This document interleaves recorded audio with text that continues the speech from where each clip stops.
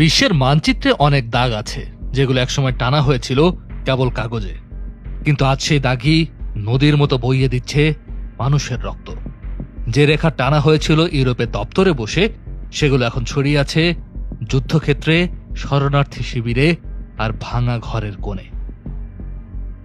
সময় বদলেছে, পতাকা বদলেছে, কিন্তু সেই দাগ এখনো পুড়িয়ে দেয় পৃথিবীর মানচিত্র। 19 শতকের সাম্রাজ্যবাদ ছিল এক প্রতিযোগিতা, কে কাকে আগে দখল করতে পারে, কে বেশি লাল রঙে রাঙাতে পারে ধরিত্রী। লক্ষ্য ছিল সম্পদ, বাণিজ্য পথ, প্রভাব। কিন্তু একবার কোনো ভূখণ্ড দখল হলেই তার পরের কাজ ছিল মানচিত্রে সীমান্ত টানা। রুলার আর কলম দিয়ে মানুষের ইতিহাস বা জাতিগত সম্পর্কের বিন্দুমাত্র চিন্তা ছাড়াই।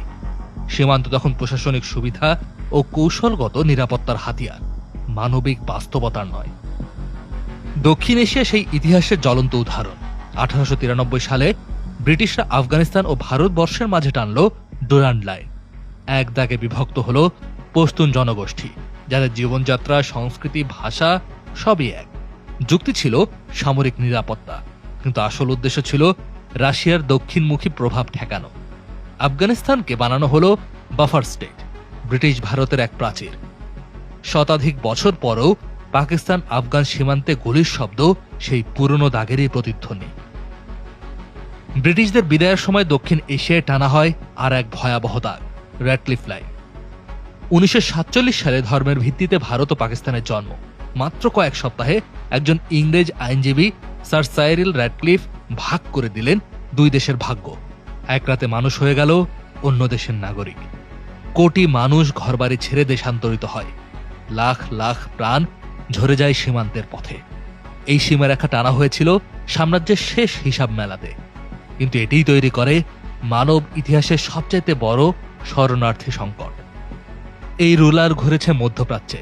প্রথম বিশ্বযুদ্ধের সময় ব্রিটেন ও ফ্রান্স গোপনে আঁকল অটোমান সাম্রাজ্যের পতনের পর নতুন মানচিত্র, নাম সাইক্স পিকো চুক্তি। ইরাক, কুয়েত ও জর্ডান যাবে ব্রিটেনের হাতে, সিরিয়া ও লেবানন যাবে ফ্রান্সের। কোনো গোত্র, কোনো ধর্ম বা কোনো ঐতিহ্যের ধারও ধারেনি তারা। এক গোত্রের অর্ধেক পড়ল এক দেশে, বাকিরা অন্য দেশে। কুর্দিরা তো কোনো দেশই পেল না। সিরিয়া, ইরাক, তুরস্ক সব দেশেই তারা সংখ্যালঘু হয়ে বঞ্চনার শিকার হচ্ছে। ওই অঞ্চলে আজকের যত সংঘাত, সবই সেই কৃত্রিম সীমানার উত্তরাধিকার। উপনিবেশিক সীমারেখায় সবচাইতে ভয়াবহ পরিণতি হয় আফ্রিকায়। 1884 সালের বার্লিন কনফারেন্স, ইতিহাসের এক শীতল বৈঠক। এক রুমে বসে ইউরোপের পরাশক্তিগুলো ভাগ করে নেয় পুরো Africa. France, Britain, Germany, Belgium, Portugal মিলে রুলার টেনে এঁকে দেয় মহাদেশটির ভবিষ্যৎ। আফ্রিকার কোনো মানুষকে সেই সভায় আমন্ত্রণই জানানো হয়নি। ফলাফল ভয়ঙ্কর। এক জাতি ছিঁড়ে গেল 4-5 দেশে, আবার এক দেশের মধ্যে ঢুকিয়ে দেওয়া হলো বহু শতাব্দীর শত্রু উপজাতি।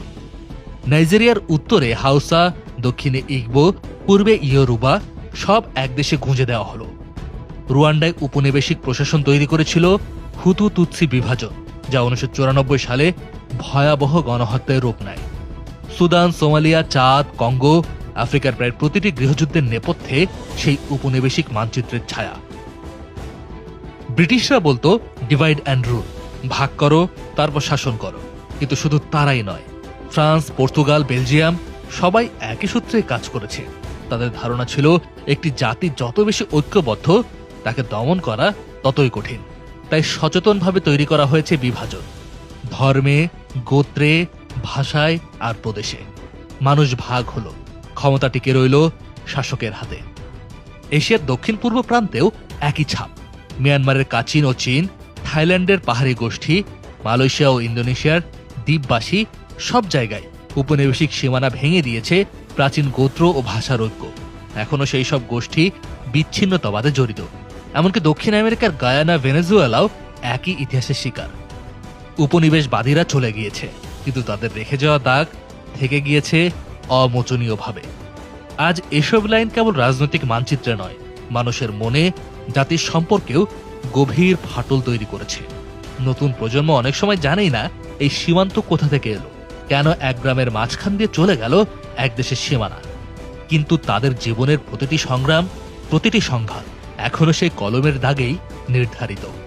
যখন আফগানিস্তান পাকিস্তান সীমান্তে বন্দুকের গর্জন শোনা যায়, যখন কুর্দিরা রাষ্ট্রের দাবি তোলে বা আফ্রিকার কোনো দেশ আবার জাতিগত সংঘাত ছড়ায়, তখন বোঝা যায় উপনিবেশিক দাগ এখনো শুকায়নি।